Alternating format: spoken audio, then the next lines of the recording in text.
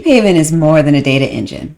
It's a framework designed to play well with your favorite libraries and tools. We designed Deephaven so you can customize your own workloads and use popular packages. In this video, I'll show you how to use some of the Python packages that we work with directly. Let's get started. Here you can see I've defined a pandas data frame, and I want to run this as a Deephaven table.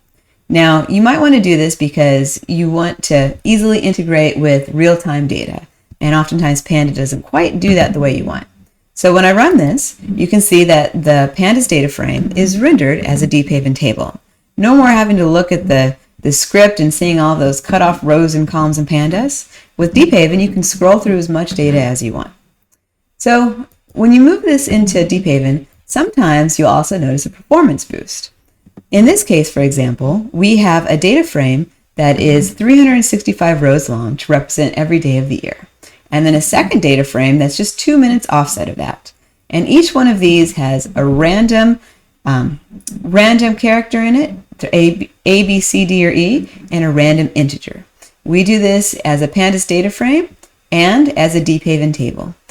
When we run this script, you can see that it took pandas 0.017 seconds to execute, while as in Deephaven, it took 0.001 seconds. And remember, in Deephaven, this works with real-time data as well. So this is an as-of join, and you can see that we have a 10 times performance boost. Now, let's see yet another thing we can do in Deephaven. We work with NumPy as well as pandas, and here we have a plot that we want to essentially turn the noise down. So when I run this, you can see that we use the NumPy functions just like you normally would, and we have our plot data, and then we have also essentially leveled out that noise of the plot.